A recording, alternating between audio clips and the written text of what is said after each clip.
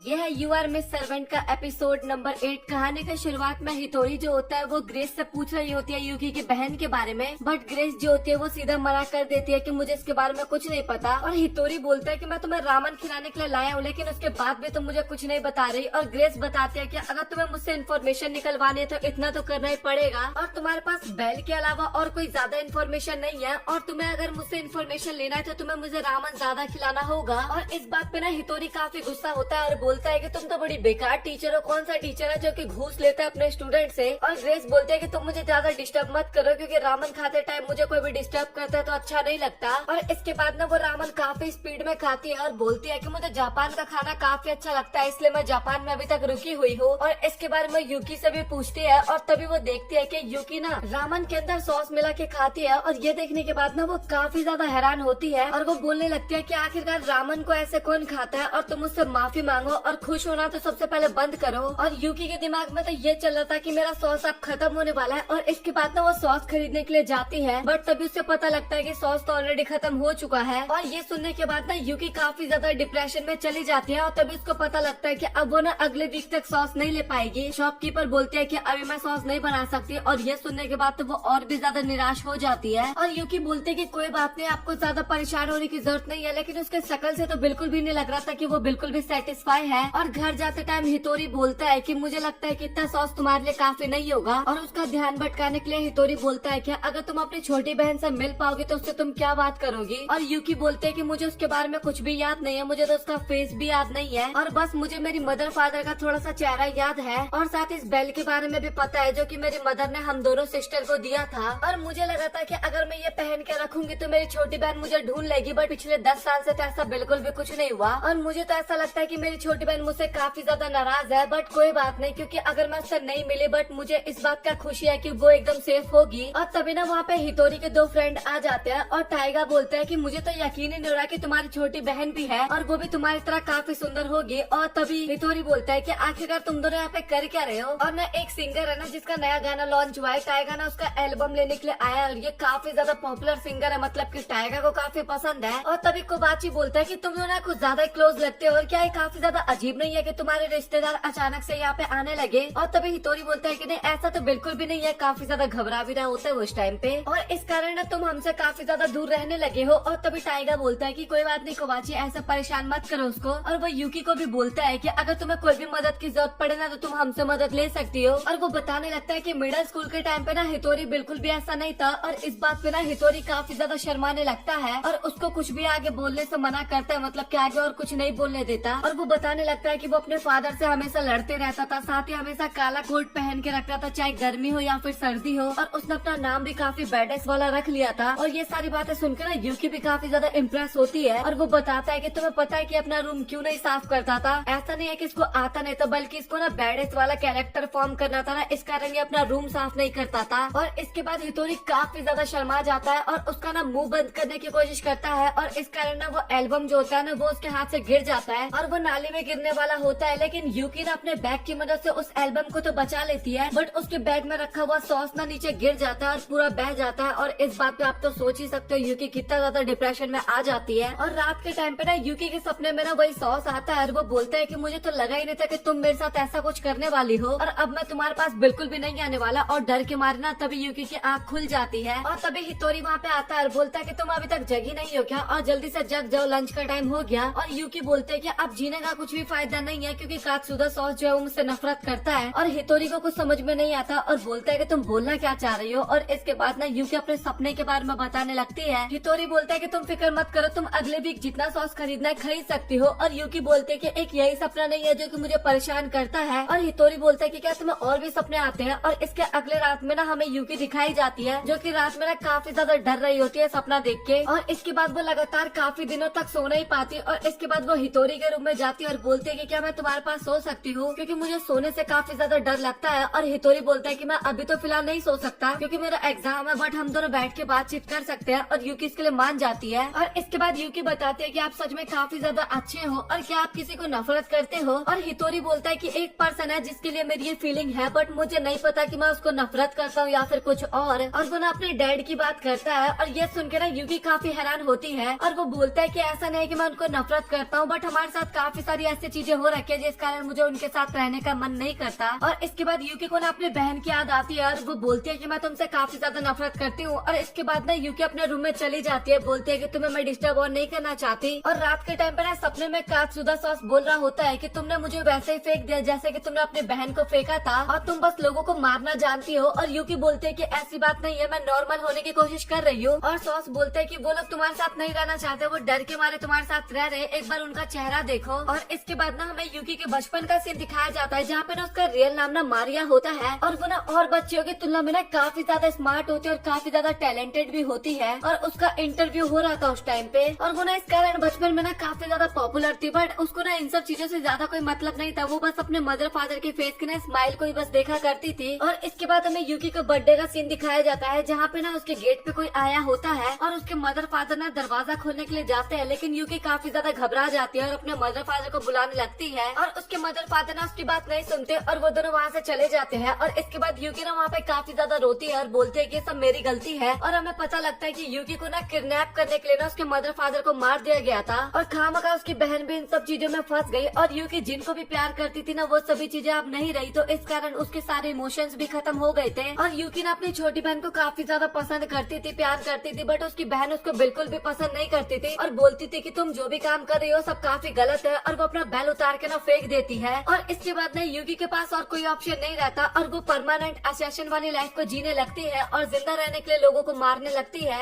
और इस कारण वो ना काफी खतरनाक असैसिन बन गई। और ये सारी बातें ना उसके मास्टर उसको बता रहे होते हैं और तभी ना यूकी की आँख खुल जाती है क्योंकि हितोरी ना उसको जगा देता है। और हितोरी बोलता है कि तुम ठीक तो हो ना, मुझे लगा कि तुम काफी ज्यादा परेशान हो गए इसलिए मैं तुम्हें देखने के लिए आ गया। और यूकी जो होती है ना वो तभी हितोरी को हक कर लेती है और वो ना उसको भी अपने बिस्तर पे सुला देती है। और हितोरी ना वहाँ पे काफी ज्यादा डर रहा होता है, लेकिन यूकी बोलते है कि मुझे पता है कि तुम्हें काफी ज्यादा अजीब लग रहा होगा, बट मुझे थोड़ी देर के लिए ऐसे ही रहने दो। और तभी हितोरी बोलता है कि क्या तुम्हें कोई और सपना आया था? और यूकी बोलते है कि हाँ तुमने सही बोला, ये मेरे पास्ट का सपना था जो कि मुझे पूरी तरीके से याद नहीं आ रहा। और इसके बाद हितोरी जो होता है वो उसके पीठ को थपथपाता है और बोलता है शांत हो जाओ, उसको शांत करवाता है मतलब की। और इसके बाद स्कूल में ना ताइगा जो होता है ना वो फेस्टिवल के बारे में बताने लगता है कि यहाँ पे स्पोर्ट्स, कल्चर और म्यूजिक सभी चीजें होती है। और इस फेस्टिवल में ना कई सारे लोग कम्पीट करते हैं और जो भी जीतते हैं ना उनको प्राइज भी मिलता है। और उसी प्राइज मनी में ना एक काफी स्पेशल कातसुदा सॉस भी होता है। और ये सुनने के बाद तो भाई यूकी एकदम खत्म हो जाती है वहाँ पे। और तभी कोबाची बोलता है कि बट सेकंड ईयर के स्टूडेंट के लिए ना जीतना है काफी ज्यादा हार्ड है, ये तो प्रेसिडेंट के क्लास के बच्चे जीतते हैं। और ताइगा बोलता है कि हमें ना अपना स्कोर को काफी अच्छा रखना होगा, इसीलिए हम आगे बढ़ पाएंगे। और यूकी को ना ये बिल्कुल भी समझ में नहीं आता। और तभी हितोरी बोलता है कि तुम्हारे एग्जाम के स्कोर भी इस पे काफी ज्यादा डिपेंड करते हैं और वैसे तुम्हारा स्कोर क्या है। और उसके 42 नंबर आए थे और वो ना काफी खुश होते हुए बताती है। और वो बताता है कि क्लास का एवरेज स्कोर ना इसमें काफी ज्यादा इम्पोर्टेंट रोल निभाता है और अगर तुम्हारे नंबर ना 37 से कम आए होते ना तो तुम इस कॉम्पिटिशन में पार्टिसिपेट नहीं ले पाती। और ये सुन के ना यूकी काफी हैरान होती है और वो बोलती है कि मैं तो काफी कम स्कोर लाई हूँ और आखिरकार मुझे अब क्या करना होगा। और हितोरी बोलता है कि तुम इतनी फिक्र मत करो, तुम अब इतना भी ज्यादा पीछे नहीं हो, तुम आराम से क्वालिफाई कर सकती हो। और इटा जो होती है ना वो सारी बातें सुन रही होती है और तभी यूकी को ना काफी ज्यादा ब्रेड मिलते हैं ना, उसके बाद वो काफी ज्यादा खुश हो जाती है। और ग्रेस बोलती है कि इसका सप्लाई अब काफी कम हो गया है तो तुम्हें मुझे थैंक यू बोलना चाहिए। और यूकी ना उसको थैंक यू भी बोलती है। और ये सुनकर ना ग्रेस काफी हैरान होती है और बोलती है कि क्या मैं इसके लिए बिल्कुल भी इम्पोर्टेंट नहीं हूँ क्या, इसने मुझे इतनी आसानी से थैंक यू बोल दिया। और इसके बाद वो बोलते है कि तुम यहाँ से चले जाओ क्योंकि मुझे काफी ज्यादा काम है और मुझे ये एग्जाम शीट भी चेक करना है। और तभी यूकी हितोरी से पूछती है कि आखिरकार हमारी क्लास क्वालिफाई कर जाए इसके लिए हमें कितना स्कोर चाहिए होगा। और तभी हितोरी बोलते है कि क्या तुम सच में सीरियस हो, तुम्हें पार्टिसिपेट करना है क्या? और देखा जाए तो तुम्हें टैलेंट तो है वो कंपटीशन जीतने का। और ये सारी बातें ना ग्रेस सुन रही होती है और वो बोलते हैं कि क्या तुम भी कातसुदा फेस्टिवल में पार्टिसिपेट करने वाली हो, बट तुमने जो एग्जाम है उसमें तो अपना नाम लिखा ही नहीं था। और ये सुनने के बाद तो यूकी एकदम हैरान हो जाती है, मतलब कि बिजली के झटके उसके ऊपर गिरने लगते हैं। और वो बताने लगते हैं ग्रेस मतलब कि एग्जाम के टाइम पे ना मैंने तुम्हारा शीट देखा था जहाँ पे तुमने ना अपना नाम लिखना भूल गई थी और वैसे सच बताओ तो तुम काफी ज्यादा मूर्ख हो। और यूकी बोलती है कि मैं काफी बेकार हूँ, तुम्हें थैंक यू नहीं बोलना चाहिए था। और हितोरी बोलते है कि क्या तुम उसको नाम लिखने का मौका नहीं दे सकते? और ग्रेस बोलते है कि मैं तुम्हें पागल दिखती हूँ क्या, इतना बढ़िया मौका मैं तुम्हें फ्री में कैसे दे दूँ? और वो बोलते है कि हमारे बीच में जो ब्रेड देने का डील चल रहा है ना उसको कैंसिल करना पड़ेगा और साथ ही रामन खाते टाइम ना तुम्हें सॉस का इस्तेमाल करना बंद करना पड़ेगा। और यूकी ना उसकी बात मानने वाली होती है, लेकिन तभी वहाँ पे थोड़ा हवा चलता है और यूकी नोटिस करती है कि कोई ना ग्रेस के पीछे जाती है और अचानक से गायब हो जाती है। और तभी ग्रेस पेपर पे देखती है कि उस पे तो नाम लिखा चुका था और ग्रेस बोलने लगता है कि आखिरकार तुमने किस तरीके का मजाक किया है। और हितोरी बोलने लगता है कि इसमें तुम्हारी गलती है, तुम्हें इस पे ध्यान देना चाहिए था। और बोलता है कि यूकी ने ना पहले इस पे अपना नाम लिखा हुआ था और तुमने ज्यादा ध्यान नहीं दिया था इस पे। और इस बात पर ना ग्रेस काफी गुस्सा होकर वहाँ से जाने लगती है और हितोरी बोलता है कि आखिरकार तुमने ये सब इतनी जल्दी कैसे कर दिया। और हमें ना इता भी दिखाई जाती है जो कि बताती है कि मैंने सब कुछ यूकी के लिए किया है और मुझे काफी अच्छा लगा कि मैं उसके कुछ काम आ पाई। और यूकी भी बोलती है कि तुम्हारा शुक्रिया, तुमने मेरी काफी ज्यादा मदद की। और इस बात पे इकागी जो होती है ना काफी ज्यादा शर्मा जाती है।